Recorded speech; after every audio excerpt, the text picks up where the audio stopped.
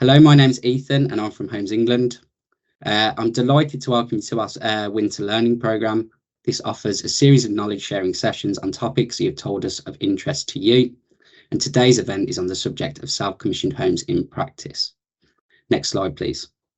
So, the winter learning programme is brought to you by Homes England's local government capacity centre. This slide summarises who we are and what we do. We've launched the centre following extensive research and consultation with you across local government and with a whole range of other partners to determine where authorities most need support and how this can be, best be delivered.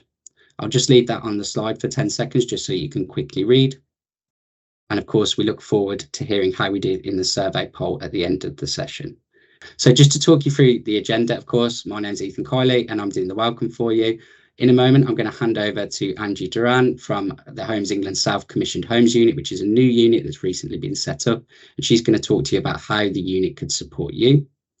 We've also got Paul Britton from the Local Government Association, and he's going to talk to you about the successes of the Brownfield Land Release Fund.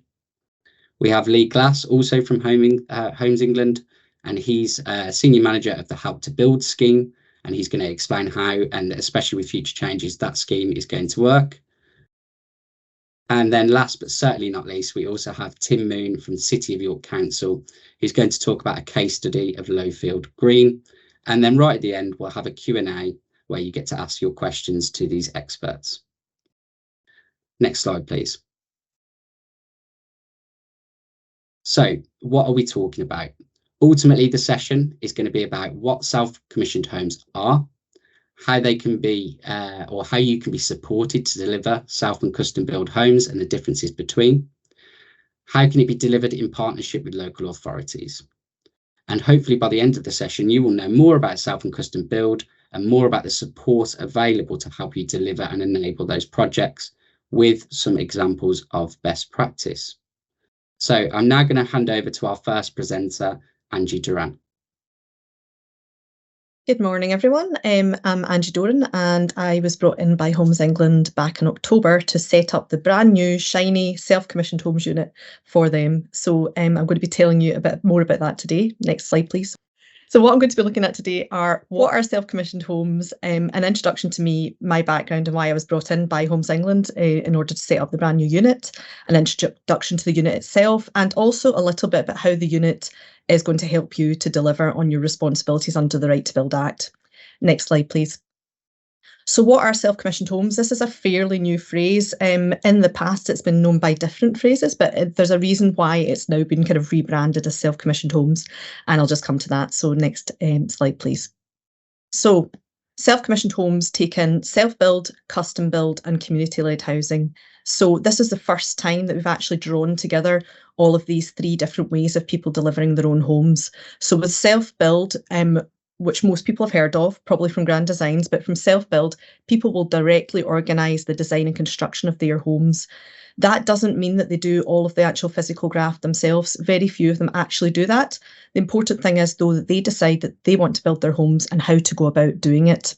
The difference between self and custom build is that with custom build, the self-builder is working with a builder, specialist developer or enabler to deliver the home. So there's a collaboration between the developer and the self-builder with that one as well. Sites can offer ready-to-go service plots, or they can actually work with the enabler to bring it to a turnkey solution. So there's lots of different ways of having custom build. The important thing is, though, that it's not just a house where people get a few choices in it. It has to have customization by the end user, and that has to include the internal layout and some kind of design input as well. So it's not just choosing a bathroom suite, there's more to it. And again, it's a way of having people-led housing. Community-led housing is where groups of people get together to deliver their own homes. And this can be done through co-housing projects. It can be through groups of people coming together to build their homes collectively, or it can be delivered by a community land trust. So all of those three areas sit within the new unit, and we'll be looking to support them moving forward. Next slide, please. So a bit of audience participation to make sure you're all awake. We're going to do a little poll. So if you can move on to the next one, please. Next slide. So what percentage do you think of new build homes each year are self or custom build? So how many are we delivering? So you've got a choice of 2%, 5%, 10% or 20%, and this is all new housing across England. So I'll just give you a few minutes to put those poll questions in. Excellent. Thank you everyone for responding. I'm not sure how many people are here, so I'll give it another minute. Okay. Right, so most people think 2%. Some people think 5%. No one thinks 20%. Okay, brilliant. I'm not going to give you the answer right now because I've got another question. So next slide, please. So are there any countries, do you think, where self-commissioned homes are the main way of delivering new housing? So that's just a straight yes or no. Do you think there are any countries out there where the main route... Ah, right, okay, interesting. Just give it another wee minute again. Okay, I think we'll move on to the next slide and we will give you the results. So, as you can see, it's actually the bottom of the pile for the UK, but it is about 10%, 10 to 12%, which is still significant of all new housing in the UK is provided through self-commissioned homes. That equates to about 13,000 homes a year.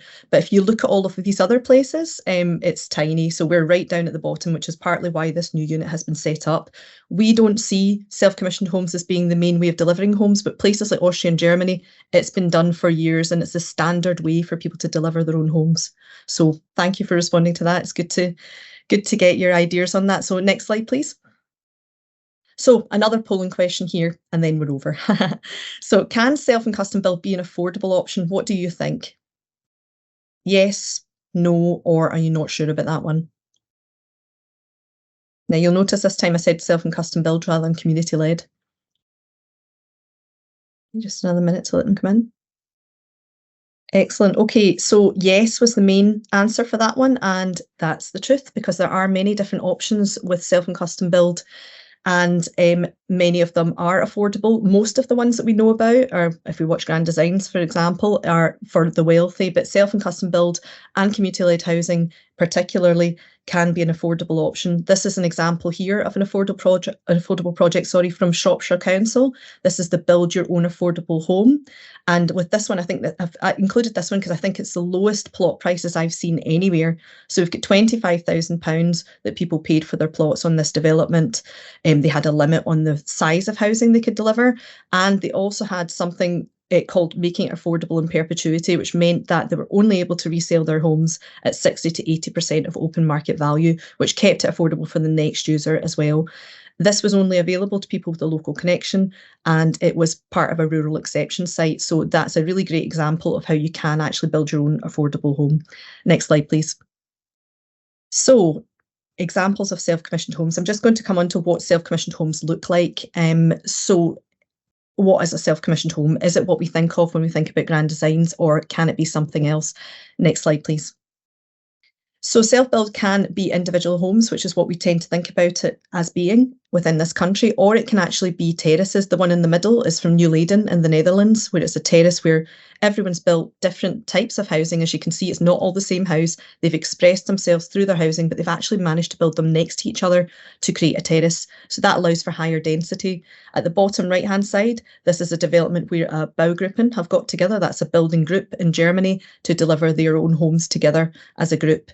On the bottom left, that's an example in London where it's a shell finish example where people have bought the homes at a certain stage and they finish it off themselves, allowing them to save money. And the one at the top left that's part of the pilot project for Glasgow that I delivered, and that is individual homes but still within a city setting. And the one on the right top is more what we tend to think about when we think about self-build. So we have many different options for self and custom build, and really there's no particular one route to it. There's many different options. Next slide, please. Also, self and custom build can be a way of repurposing existing buildings. So this is an example in the Netherlands where this was an old industrial building that would have been demolished, but it was saved and the council worked to actually create this opportunity.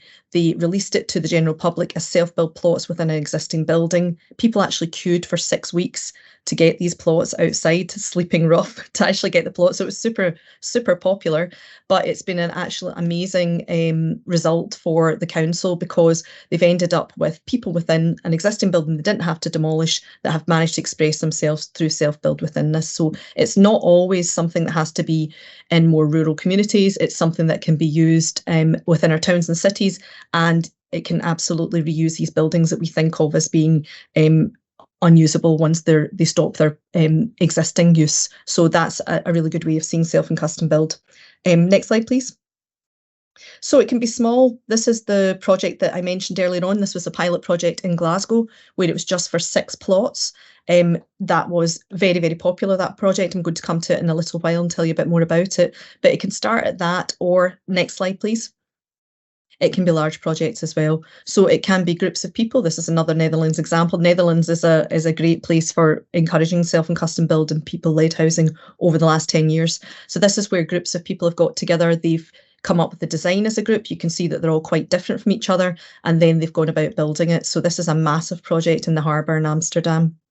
Next slide, please. So a bit about me and why I was brought in by Homes England, and what my background is. Next slide, please.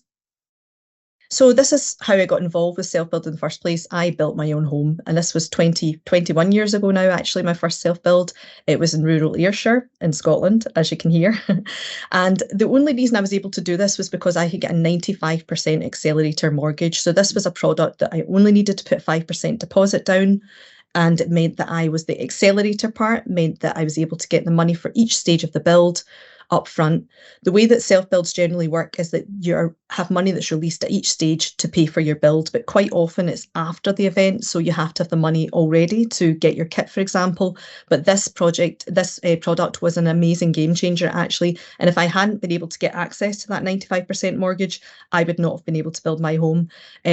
Help to Build, which Lee's going to talk about later on, gives people the opportunity to do that now, supported by the government.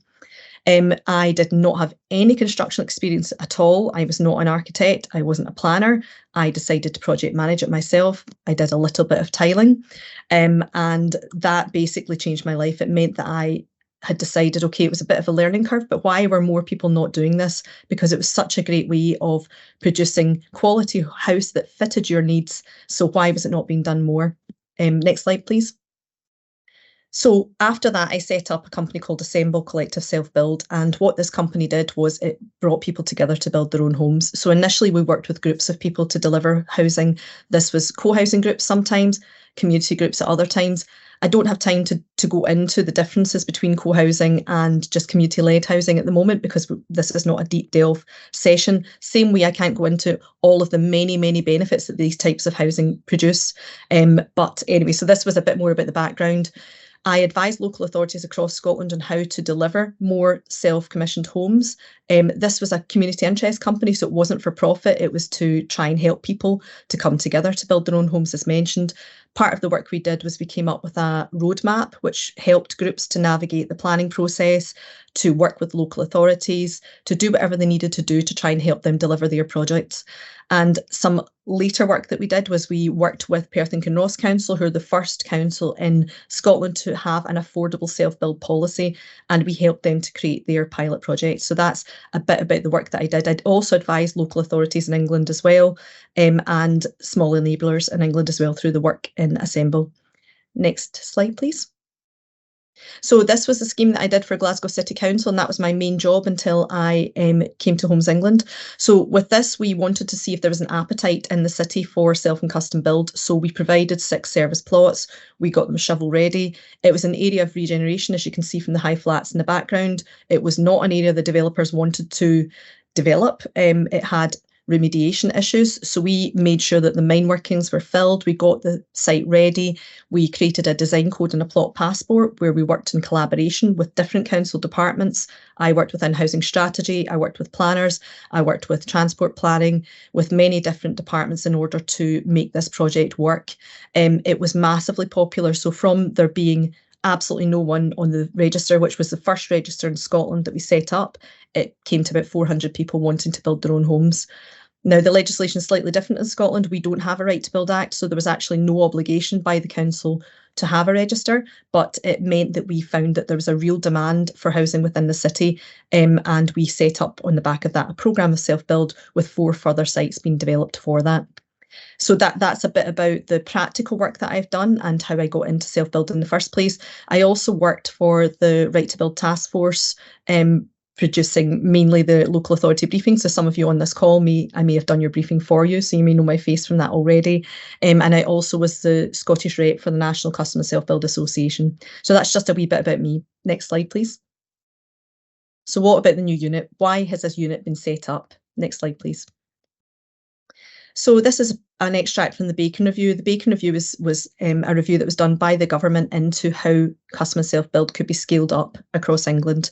And the recommendation here was that, one of the recommendations was that the government should create a new custom and self-build delivery unit within Homes England to enable the creation of service plots, both on small and large sites, and to support the delivery of custom self-build housing at scale across the country. You notice it doesn't mention community-led at this point, but it does say that Homes England needs to have a bigger role in actually delivering self and custom build. Next slide, please.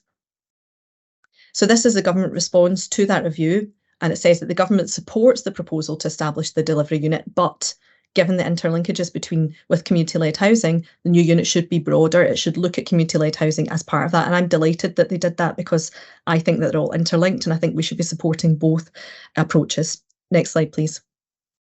So the aims of the unit, I could go on at length of what we're going to do, but these are the general aims that we're looking at. First of all, we're looking to promote awareness of the opportunities and to stimulate demand, and also to expand the sector. So we want people to know that there's opportunities there for self-commissioned homes, and we want to make sure that the supply is there for people once they know that it's there. Once we've got the interest from people, we need to make sure that there's enough plots there. So the aim is to expand the sector. If we look at us in the bottom of that graph there at 10%, the Netherlands were the same, and they managed to double the amount of self and custom build in 10 years through the changes that they made, and the hope is that we can do a similar thing here.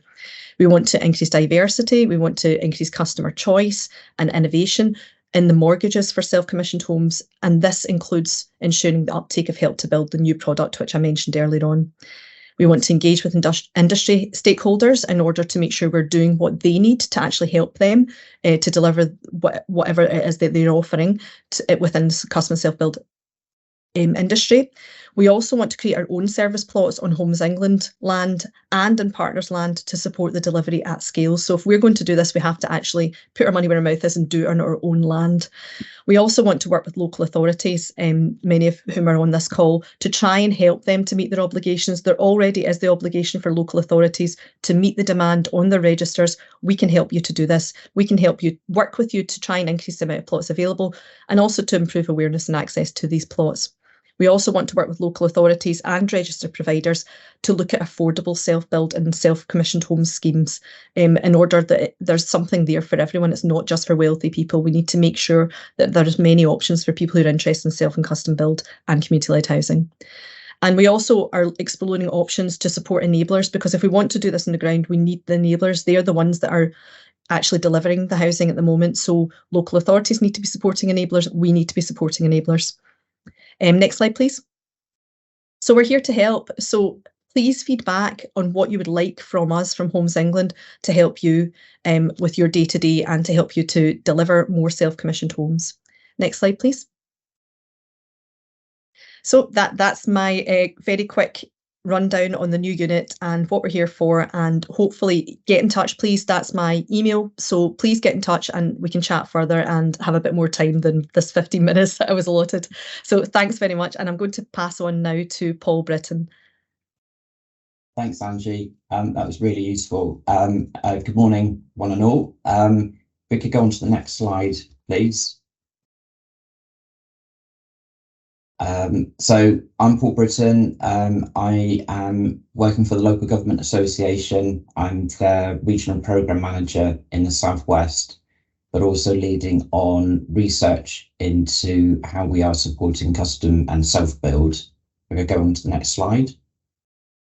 So in terms of One Public Estate, it's a national programme. It's been delivered for just getting on for 10 years now. It's a partnership between the Office of Government Property, within the Cabinet Office, Local Government Association, and Department of Levelling Up Housing and Communities. The One Public Estate programme supports locally led partnerships of public sector bodies to collaborate, and we help partners to repurpose surplus public sector land for homes, jobs, and to meet local priorities. So there's particular attention in terms of levelling up and regeneration and place-based priorities. If I could go on to the next slide. This is just an indication of the achievements that the One Public Estate programme has delivered so far with partners, both national government and local government. So you can see roughly the number of jobs that have been created, the homes, capital receipts for the public purse, but also reduction in running costs for the public sector as well. And also very recently, Land Release Fund and the Brownfield Land Release Fund, those two programmes are looking to release roughly land for around about 15,000 homes. Next slide, please. I thought I'd just give an example of one of the projects that we supported. This is in Plymouth. And it's repurposing a extra care home, a no person's home. We put some funding in to support demolition and delivery of 25 affordable homes. The key bit with this one is that veterans were involved in building their own home. So not only did they get a home, but they also received training which enabled them to secure future jobs in the construction industry and wider afield. It's also useful just to show it's part of the mix. So the Land Release Fund is part of the mix. Plymouth City Council put funding into it, and Homes England put funding into it in terms of the Affordable Homes programme. So it shows that cocktail of funding to bring these projects forward. Next slide, please.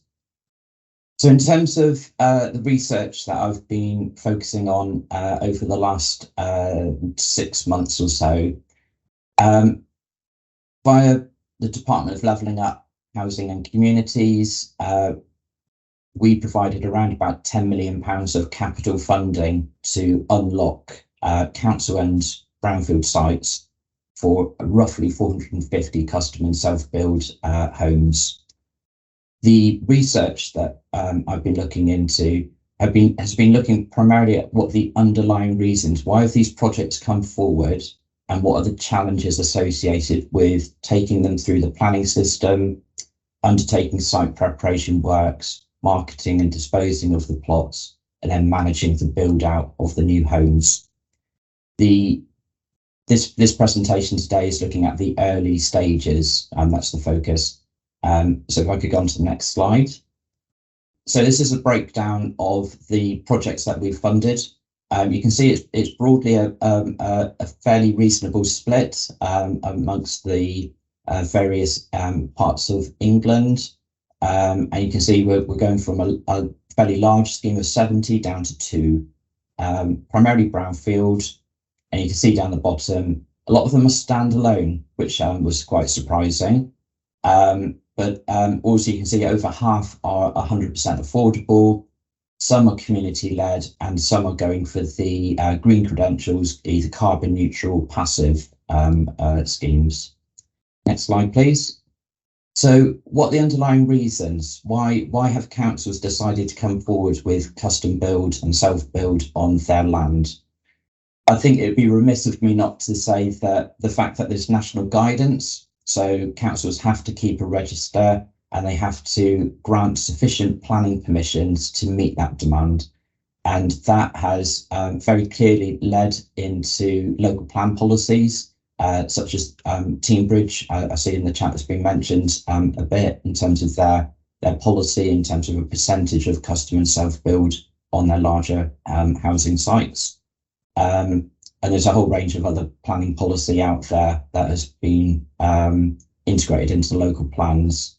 Right to Build Task Force has a lot more information on this, so that would be my go-to in terms of this. A lot of councils have also cited the political commitment. So this isn't just for the ruling party at that time, but having a cross-party commitment to custom and self-build is very key to give that certainty and that long span in terms of bringing forward custom and self-build. Fourth one is in terms of proven demand. So councils that keep registers and are active in marketing and identifying the demand for custom and self-build. If there's demand, then there should be planning permissions that meet that demand. The next one is in terms of market failure. So this may well be where a national house builder or a housing scheme just hasn't stacked up and hasn't moved forward in a kind of more standard way. Councils have looked at, are they able to come forward with a slightly alternative thing where it's bringing forward custom and self-build. So it's an opportunity to look at the sites that may well haven't come forward to date and that are within public sector ownership. The next one in terms of funding opportunities, so Brownfield Land Release Fund is very clearly a way that councils have seen to unlock these difficult sites. We can provide upfront capital investment to de-risk them. So if there's garages or an existing building that needs to be demolished or the site needs to be remediated or services put in to unlock the site, we can provide funding to do that. And also in terms of going forward, I'm sure that the Help to Build programme, which Lee will be going into later, will help with that as well. Final one, taking control. This is an opportunity for councils to take control of what happens on their land. That's something that's been really clear in terms of the research and my discussions with councils around the country. This is an ability to actually lead and show what can be delivered within your local areas. So that's a really good positive that's come out of the research. If I could go on to the next slide, please. Next one in terms of pre-planning. So before you even get anywhere near filling in a planning application form, the key bit, and I've already kind of touched on this really, having that cross-party political support is really key. And it's really, really important. So that's something to definitely focus on, getting the political sign-in.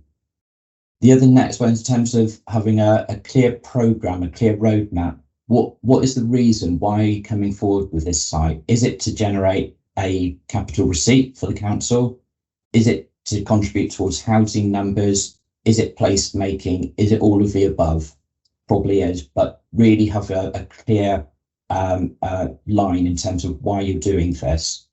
And that leads into having a very clear communication strategy as well, which can be used to secure political buy-in, but also community buy-in. So having those clear lines in terms of what this project is going to achieve, how you're going to bring it forward, how you're going to involve the community, all of that needs to be kind of kept within a kind of a strong and robust strategy, which can flex over time. Next, words of wisdom from a lot of the councils was about submitting pre-applications, so you understand which studies you need to do, what issues you need to resolve, and how you need to approach it. So submit that early. Also, understand the legal due diligence. Do you own up to the adopted highway? Are there any historic rights that go across your land? Are there any utilities that go underneath it that you need to bear in mind? Tree preservation orders. So that kind of legal due diligence, do it early. In terms of viability, I'm sure we can all acknowledge this. Things change, and things at the moment are changing really quickly in terms of build costs in particular. So having a viability appraisal, but constantly updating it, testing it with market, testing it with contractors is really key. Final 2 points. So council resourcing, we all know it's a very, very big challenge at the moment. that's something which is coming forward in terms of how do we support that? How do we provide resourcing to councils? This is the royal we rather than just the local government association. How does the sector support councils to bring forward these sites? Finally, capital funding for works is key. So things like the Brownfield Land Release Fund, it helps with viability, it increases speed of delivery and reduces risks. If I could go on to the next slide. So in terms of next steps, I'm looking to hold a workshop with the councils that we have funded in the next few months. The actual research, I saw a question about where is this research, will be published later on this year. I've mentioned the Brownfield Land Release Fund. So back in November, the first round of successful schemes were announced for roughly 40 million. At the moment, there is a current application window which runs until the 31st of March, which relates to the current round of Brownfield Land Release Fund. You see there's 60 million. I'll post it in the chat in terms of a link so that people can see the details of what we can and can't fund, and the links to who to speak to. So in terms of Southwest, get in contact with me. Others, there's contacts from my colleagues. And this isn't a one chance. There was a chance last year, there's a chance this year, there's a chance the following year. And you can see the money goes up as well. So roughly this time next year, there will be an opportunity for councils that have got brownfield land to support housing delivery. I'm particularly encouraging councils to look at the opportunity of custom and self-build on their sites. We can definitely support it. We can help unlock these sites. So please do talk to us. And finally, I know Angie mentioned this, the Right to Build Task Force, their website is amazing. They've got loads of guidance. They can help to identify sites. They can help to prepare applications. So that's both Brownfield Land Release Fund applications, but also planning applications, and they can support delivery. So I know they offer a number of workshops, site visits to Graven Hill, site visits to the Netherlands. So do get in contact with them. They have a fount of knowledge that I'm sure can help councils out there. That's it from me. I'm now going to pass across to Lee, and I'll pick up questions at the end. Thanks very much. Thanks very much, Paul. Yeah, so I'm Lee Glass. I'm the Senior Manager for Help to Build Apply for the Help to Build Equity Loan, which I'll be talking to you about a little bit today. So I could move on to the next slide, please. Thank you. So what is the Help to Build Equity Loan? So it's a programme with 4 years committed funding up to a maximum of £150 million initially. And with that, we are hoping to support self-builders themselves into creating around 2,000 new homes over the lifespan of the programme. If we can move on to the next slide, please. So as I mentioned, the Help to Build Equity Loan is a government equity loan designed to help people fund their own custom or self-built homes in England.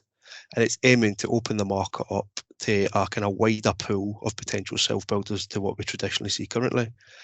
As I mentioned, it is a 4-year programme, initially with £150 million attributed to it, and it's hoping to remove some of the financial barriers that stop people from kind of getting involved in self and custom building.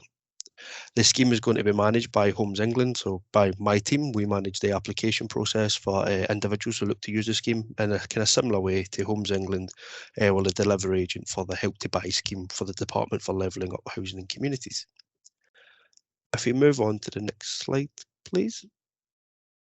So how does the equity loan scheme work? So like other schemes that have been funded using public money by Homes England, so like the Help to Buy scheme, Help to Build has eligibility criteria and terms and conditions that apply to the application process. And anyone that applies for the equity loan would have to pass the eligibility checks to make sure that we can lend to them. And it's an online application form and an online journey that captures individuals' personal details, financial details, and where they're looking to build their home. People looking to use the scheme must be 18 years old or over, have the right to live in England, plan to live in the newly built home as their only home, and be able to secure a self-build mortgage from a registered lender with the Help to Build scheme. And they have to fund the land and or build using their own funds and that self-build mortgage they can secure from a first charge lender, so a traditional lender or bank. And they must have outright planning permission to build on that land, obviously. Once a customer is approved for a Help to Build equity loan, they do have a 3-year period to buy that land if they need to, or complete the build and customers must repay that equity loan at the end of their mortgage term, which is normally 25 years, when they sell the home, or they can decide to repay the loan at any time while they're living at that property. Could we move on to the next slide, please?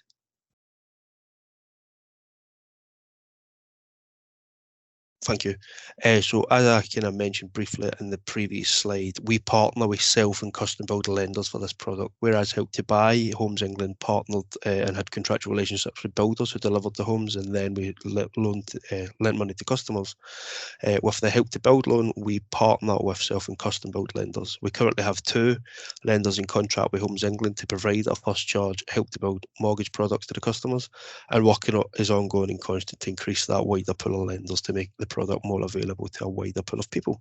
If we could move on to the next slide, please. So what we lend and what builders can spend is what this slide's all about. So the equity loan amount which can be borrowed is based on the total estimated land and build costs. Now, we are willing to fund up to 20% of total land and build costs outside of London, and within the London area up to 40% of total land and build costs. However, the total project costs for acquiring the land and completing the build are up to a maximum of £600,000, of which you can then spend up to a maximum of £400,000 on the build phase. Once the equity loan payment has been paid to a customer, which comes at the end of the build period, that is then interest-free for 5 years.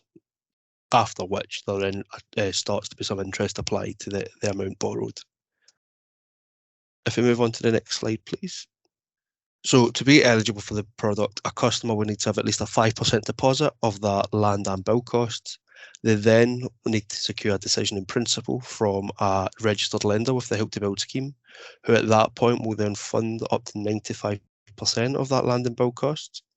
Then, once the build is complete, that's when the equity loan payment becomes triggered as things currently stand, and we will provide between 5 to 20% outside of London or 5 to 40% inside of London. And at this point, they can help the customer bring down what they initially secured in a self and custom build mortgage down by the equity loan amount, so that the repayment mortgage, when they move to that stage at post-build completion, is brought down and lower. It also will hopefully open the market up to a wider pool of people, because there aren't many lenders willing to go for a 95% mortgage during that build phase without the support and backing a Help to Build equity loan as well. If we could move to the next slide, please. So working together in future with local authorities, we are currently reviewing how we deliver the product and how it can be improved for customers. So making sure people are aware of the product as a potential option to help them in the self and custom build world. And we'd love to work with you all in future to highlight the potential of this scheme to any of your stakeholders or anybody you have on some of the registers that I've seen been mentioned in the chat, so that we could publicise the scheme a little bit more to people to make them realise that actually it could help them in that self and custom build journey. If we move to the next slide, please. As well as being happy to take any questions, obviously as part of the Q&A session is what we see in the chat. If anybody would be interested in having a look at the kind of customer materials and the glossy brochure we've got, which kind of runs through a lot more detail about the nitty-gritty of the scheme, you can find it here at this link, as well as on .gov. And obviously we'll be sharing this slide deck post this session. And then if you move on to the next slide, please. We've also, I've listed an email address there where we have produced a marketing toolkit. So as well as working with the registered lenders who I mentioned earlier, if we were to work with local authorities or builders, conveyancers, IFAs or independent financial advisors who are looking to raise awareness of the scheme, we have already designed and created marketing information and marketing material, stored there. Which can be shared readily with you, so that actually there's no work involved for you guys trying to promote the scheme at all. You can already share stuff that we've okayed. Now, that is a little bit of a whistle-stop tour of what the Healthy product is. I am going to be handing over to Tim Moon now, if Tim's ready. Good morning, everyone. Yep, still, sorry, just double checking. It is still morning. If we go to the next slide, please. Yep, so just first off, just a quick introduction to who I am and what I do. So I'm Community and Self-Build Officer at City of York Council, and I'm also a member of the Right to Build Task Force expert panel. So my role sits within the housing delivery team and not within planning policy, not within planning. It's all about housing delivery. So my remit is essentially to deliver self and custom build housing within York. That being said, my remit is kind of varied and ever extending, as is most people's who work within local councils, I've found. So I am also working with our policy team to deliver our SPD for our policy that sits within our local plan. So I was initially asked to present a self-build case study on Lowfield Green. I've done this a number of times, and if any of you have attended any of the Right to Build masterclasses, you've probably heard all about Lowfield Green. But in discussing this session beforehand, the quote you see on the screen is what stuck with me. So I'll run through what we've done with Lowfield Green, but I'm also going to talk a little bit about our small sites programme and the pipeline of projects that we've got coming forward, with an emphasis on what help we've received and what help is currently available. So if we can have the next slide, please.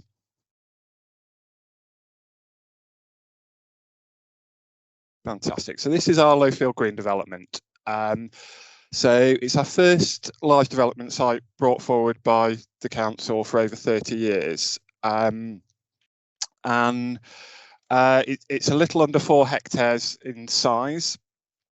And we as the council are building 140 homes on this, which is a mixture of bungalows, terraced houses, semi-detached houses, detached houses, flats.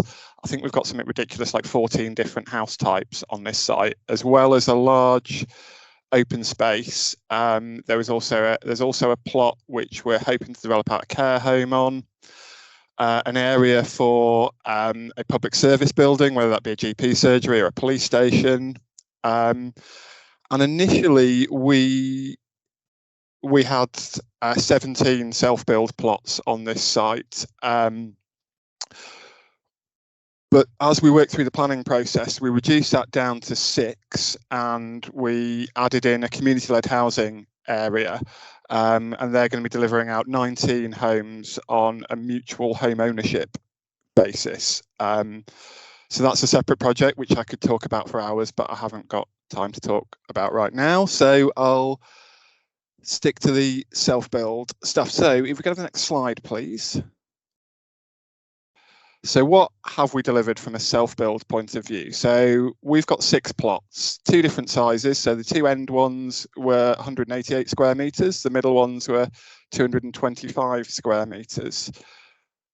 We had a design code approved by the planning authority, which was very relaxed. It basically detailed the size of the property, the largest the properties could be, how many car parking spaces could have, where the bins could be, where the plots were situated, where the houses were situated within the plots. And other than that, it was very loose. And because of that, we fully understood that we could have, at one end, we could have a faux Tudor home, and at the other end, we could have a white box and literally everything in between. These homes are situated on one of the best best part of the site. So they've got south-facing gardens, they overlook the village green, they're in a cul-de-sac, so it's a great location. And part of that was done to ensure, as we'd never done this before, we did this, so we wanted to make sure that we really could sell these plots without too much of a challenge. So within the legal contracts, we had timings, so that people had to build them out they had to apply for planning within a specified time, then they had to start on site within a specified time and finish within a specified time. We had challenges of COVID within that period, so that timescales has been slightly extended, and in reality we are now past the long stop date for when they should be finished, and 2 of them still aren't finished. But in reality, those timings were in place to stop people land banking, and we have step-in rights, which we could exercise on those 2 that haven't finished yet, to step in and buy them back and finish them, but in reality we're not going to do that. So we also provided a shared material laydown area, which is marked in red here, just to make it a bit easier for them in terms of building, because they're quite tight plots. The reality of this shared laydown area has caused a number of health and safety headaches, but we've managed to get through that. We initially had a sealed bids process to purchase the plots. We had over 150 expressions of interest. We had about 70 sets of people look around these sites, around these plots, across 4 weeks in November. That was joyous. And we ended up with about 20 bids on these, and they all ended up going for significantly over what we'd advertised them for, which is mainly due to the sealed bids process, which made our finance team very happy. Then COVID hit, and we lost 4 of the purchasers over the space of about 3 weeks. We resold all of the plots within about another 3 weeks. We had resold the plots, but we just went out on a offers over, same as a standard house sale, and so we've got there or thereabouts the amount that we're asking for the plots for 4 of them. So the smaller plots we're advertising for offers over 85, and the larger plots offers over 95. So I don't know if anyone's up to date on house prices in York, but that's very reasonable. And pretty much everyone who is built there has managed to build, and land costs have been less than their properties will be worth at the end. So if I could have the next slide, please. So the enabler, without the help from an enabler, we couldn't have delivered this. We just didn't have the experience or the resource within our team to do it.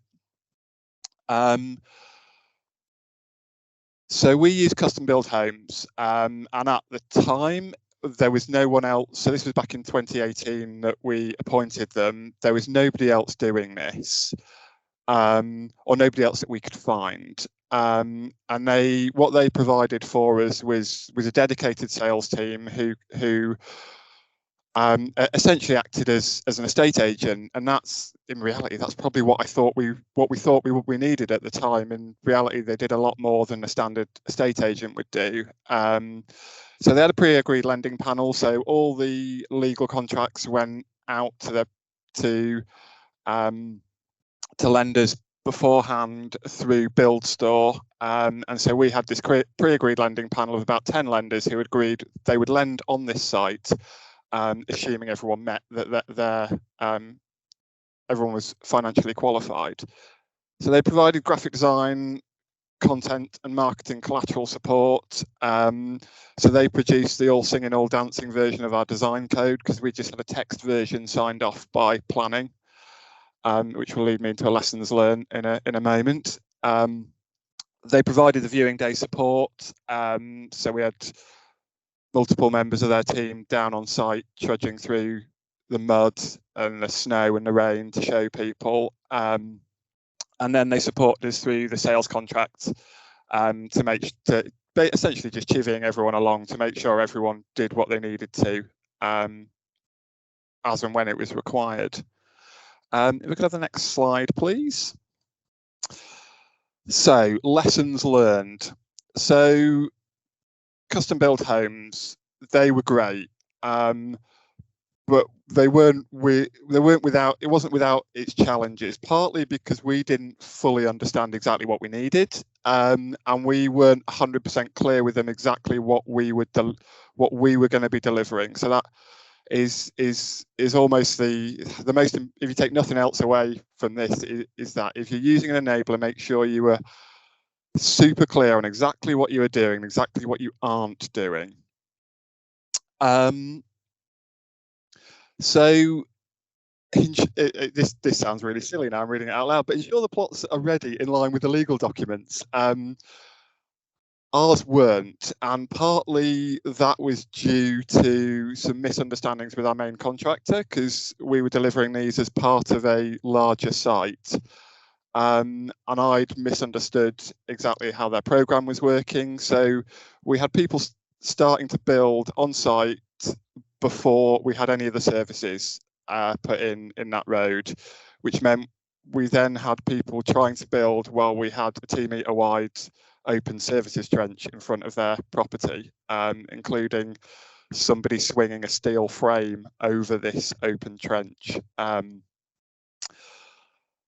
But yeah, so essentially just ensure you've got all your services in before you have anyone starting on site. Ensure local planning authorities fully signed up to the design code. As I mentioned, we had custom built homes produced an all singing, all dancing, lovely customer friendly version of the text only design code that we'd produced and had signed off. What that meant was they interpreted this text design code slightly differently to how our planners had interpreted it. So we then had some challenges as they tried to go through planning. They submitted their planning applications, and the planners, the biggest challenge was over a flat roof. The planners said you can't have a flat roof, and we'd shown images within the design code of houses with flat roofs. And that was all due to a one line in it, which was the ridge height can't be higher than 9.7 meters. And self-builder was like, well, my ridge height isn't. And the planners had assumed everything would have a pitched roof. But we got there in the end. Services, be very clear on what you are providing in terms of temporary services. We weren't clear. It was all very woolly. The self-builders were expecting temporary services. We didn't initially think we'd be putting them in, but they couldn't have applied for any because we didn't have the services in. It was all a big mess, which we got there in the end, but it ended up costing us a little bit more to provide these temporary services for people.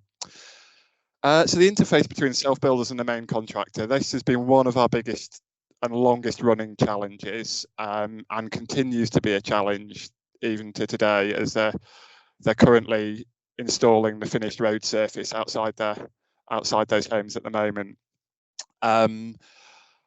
And again, it's all about being very clear from the outset what you expect that main contractor to do, and making sure it is all within the contracts. Budget. So this is, I'm not going to lie, this has cost us more than we expected it to. Helped out by the fact that we achieved more than we expected to. So we're probably only down by about 15,000 on where we thought we'd be. But still, that is a challenge that we're continually facing. Staffing resource, it's been very hungry from a staffing resource point of view, and a lot of that is to do with this interface between the self-builders and the main contractor. Going forward, our next large development site, we have self-build plots on it again, but self-builders are not going to be starting till the main contractor's finished, and that allows us to kind of completely avoid that challenge. And if possible, get a national TV show to follow the development. We found that's been very helpful in getting our main contractor to do what we wanted them to do. If we could have the next slide, please. So, current stage of play, road to be installed February 2023. Yes, that is happening as we speak. as you can see there, we've got the bottom left image is a CGI we had produced after planning had been approved, and then the photo there shows what the houses are actually looking like. So we're getting there. We've got 4 of the 6 moved in. The other 2 should be moved in within the next month or 2. But they all look very different. Well, I say all look very different. 2 and 5 were designed by the same architect, so we're fairly similar. But if we run from left to right, we have a brick build, we've got a SIPS build, we've got a system that's been developed by the builder for plot 3. The plot 4 came over from Poland and was built within 5 days. Plot 5, another SIPS build, and then plot 6 is a steel frame. So we've got 6 very different houses and very different to the rest of the site. If I could have the next slide, please. I hope I'm doing okay for time. So as mentioned, I'm going to quick chat about our small sites program. So we've currently got 8 sites within this program, all that sit within our housing revenue account, and we're looking to bring them forward in pairs, with capital receipts from the first pair funding the work on the second 2, and so on. So Dane Avenue is the first one we're going to be bringing forward, which, as you can see there are 2 houses already there. They're not actually there anymore. They've now been demolished. So there were some British Iron and Steel Federation houses that were built just after the war. And the foundation raft had cracked in 2, meaning the rear of the house was literally falling away from the back of the house, from the front of the house. So we had to, those have been demolished. And rather than us just building 2 more homes in their place, which from a financial and resource perspective didn't make sense, because we've got so much tied up in our main housing delivery program to deliver 600 homes over 5 years. So this site came to me to say, could you make it work for self and custom build? So we've recently started the design work. We've got a pre-app next week just to discuss the location of the 2 individual detached houses. We're going to be getting outline planning for these with a design code, so that people just need to apply for reserved matters to build. Our aim is to de-risk this site as much as possible, to show people that anyone can build their own home. This is in the middle of a suburb of York. It's not a particularly affluent area at all. The homes are probably going to be, the plots are going to be on the market for somewhere in the region of £70,000. And there's going to be space to build a 3-bed detached house with a reasonable garden and off-street parking. The second site, Chandler's Road, you see there is a garage court, again showing garages. There are no garages there anymore, and this is due to this site is big enough for around 4 homes. We initially couldn't make the numbers stack up, which is where the Brownfield Land Release Fund has come in, and we've got funding to demolish those garages. We've got funding to demolish those garages and level the site and put in services. So we're going to have the drainage run is going to be all put in. The rest of the services are already in the road. But without that grant funding, we wouldn't have been able to bring this site forward. The numbers just didn't stack up to do it. So at the moment, we're still looking to deliver this Chandler's Road site through the same delivery route as Lowfield Green, and that will sell them with a design code. But we are also talking to various enablers about different ways to bring it forward. There's a potential this site might work better being delivered as a custom build terrace, or as a shell build or something. We're still, as I said, we're working through the options for that. So just going back to the what can be delivered and what help is available. So I mean, as you've probably heard over this session, self and custom build comes in all sorts of different shapes and sizes, and local authorities can support all of them to be delivered, assuming you make use of the help that is available. Now, the Right to Build Task Force are brilliant. You know, they've supported us through Lowfield Green, and I'm now on the expert panel, so obviously I would say they're great, but honestly, they are great. Brownfield Land Release Fund, Without that, as I said, we wouldn't have been able to bring forward the Chandlers Road site. That was for 4 homes, so it's not a big site. I've seen a question asked about could it be brought forward for single home sites. I tried to get it to stack up, and it just didn't. Homes England, you've already heard from Angie and the help there that Homes England are now providing. We've got a large site within York which is being brought forward by Homes England, and I'm in discussions with Angie about how we're going to bring forward the 125 self and custom build plots that needed to be provided on that from a planning perspective. And enablers, as I've said, I'm guessing most local authorities in the same position as we are, and you don't have the resource or the technical expertise to deliver this on your own, and that's where enablers can come in, can help out. And again, enablers like self and custom build come in all different shapes and sizes, and it's about finding the one that's right for you and for your project. And I think that's all from me. So I'm now going to hand you back to Ethan, who will chair the Q&A session. Thank you very much. Thank you very much, Tim. That was really interesting to see some of the complexities involved in getting self-commissioned homes off the ground. And I just want to say a massive thank you to all the presenters for taking the time out today to help with the learning session. I think just before we go into the questions, we'd like to address one of the comments. It was also a question in the chat. I'm just going to try and find it so I can read it out for everyone. So a question was asked, do we really need to be supporting self-builders looking to deliver 600k homes? People in that bracket clearly have the wealth and choice, and I think funding needs to be directed to those that are completely excluded from the market. I just wanted to see if any of our presenters today wanted to address those comments. Happy to pitch in there.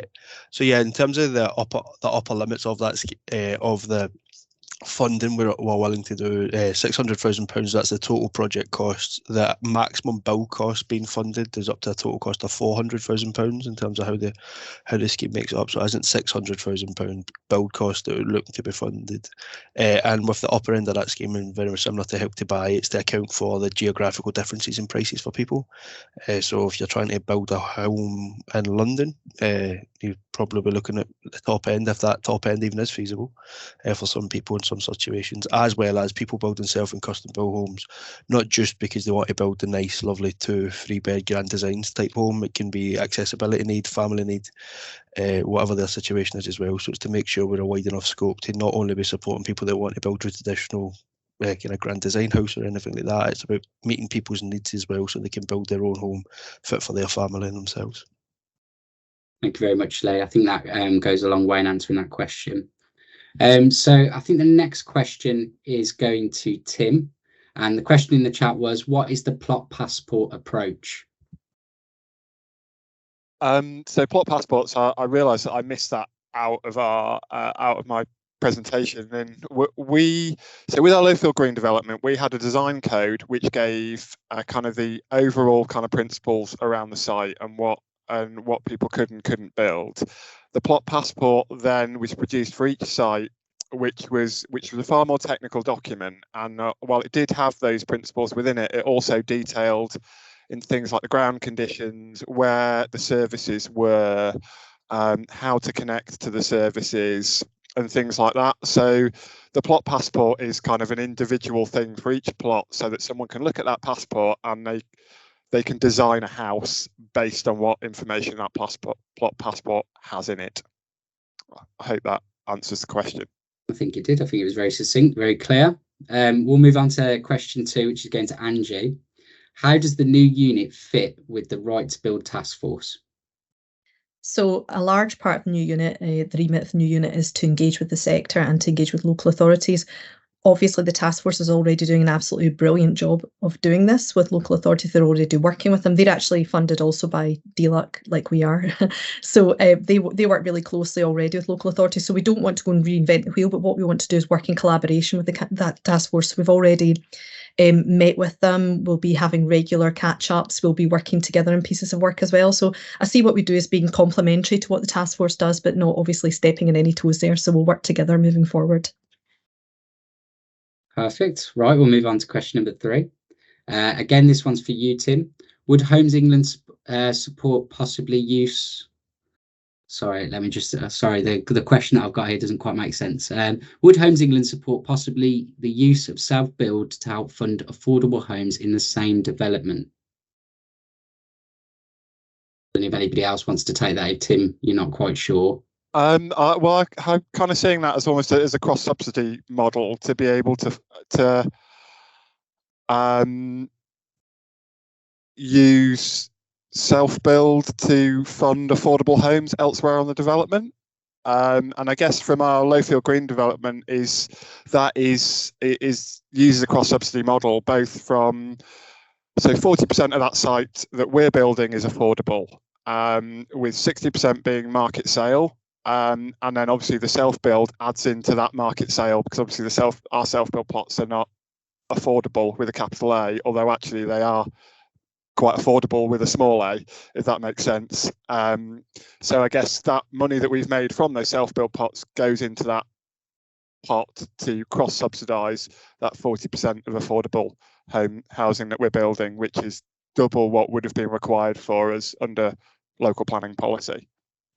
Perfect, thank you very much. So the next question, we're going back to Angie. Would Homes England support a mixed development of affordable properties with self-build as shared ownership option? And the answer is absolutely. I think we need to be making self-built and self-commissioned homes generally available across all tenures. So we'd be looking to be working with colleagues across Homes England within affordable homes, for example, to work at how we can support projects like this. So I guess we absolutely would be interested in supporting this. Perfect. And then, Angie, I'm going to pick on you again for the next 2 questions, I believe. Is the register application standard across all LAs, or can LAs have different criteria for the register? Okay, so one of the attendees actually answered this to an extent. They can have different questions. Generally, people will tend to have the same core questions, but sometimes local authorities can add in extra questions. So sometimes they can be quite detailed, which is maybe not needed at the point where you have your register, when you just want to get people on the register and look at what their needs are. One of the things with the new unit we're looking to do is potentially come up with a central register, which a lot of people within the self and custom build industry have been trying for years to get a central register, so that it's in one place, self-builders know where to go, or people who want to commission their own homes know where to go, and they can actually register on it. So either that, or we may be looking at having a repository of registers where we take all the information into one place, so that it's just a bit more centralised. But sorry, Tim wants to come in on that one as well, so I'll let him. Go ahead, Tim.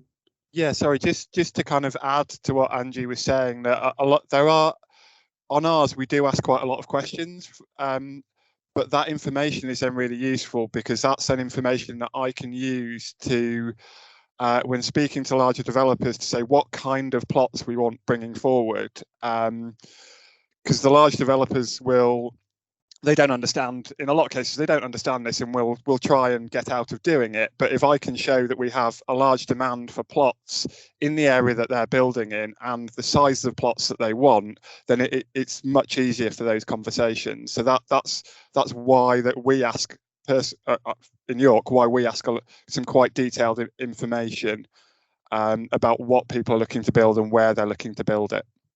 Yeah, I mean, I think that there's obviously need for asking more specific questions quite often when it comes to the development phase. But for me and for NACSPA as well, the NACSPA advised for years to keep it simple, so that you're not actually putting people off. And things like solvency checks, which someone's mentioned, should absolutely not be part of the register, because you should be looking to provide self and custom build for every person of every, whatever their background is, whatever their money is. You should not be actually excluding people because they don't have enough money. That's not something that should be done. Obviously, if there is one where you have to look then later, if it's a development that's in progress and you have to make sure people can afford it, that's different. You can ask those questions then. But absolutely, people have different reasons, which is why it might be good to have this local authority, sorry, this central repository of it, and then later on the local authorities can ask their bits and pieces that they feel they require. But this is about getting demand, not excluding people. So just sorry, I have to make that point there.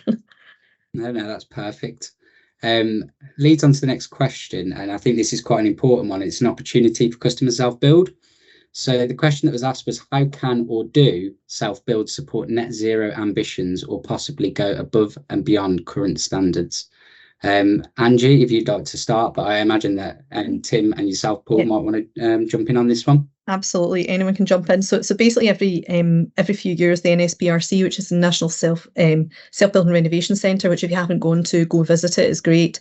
They carry out research, and so do NACSPA, the National Customer Self-Build Association, on self-builders and what kind of approaches they take with regard to renewables and how they build sustainably. And they find time and time again self-builders or people commissioning their own homes build above and beyond standards. And the reason for that is they are the end user. They're the ones paying the bills. They're much more likely to think about the environment because they're the ones building their own homes and living in it, and they want to live in it for longer. So they're always building, the vast majority of them will build way above the standards.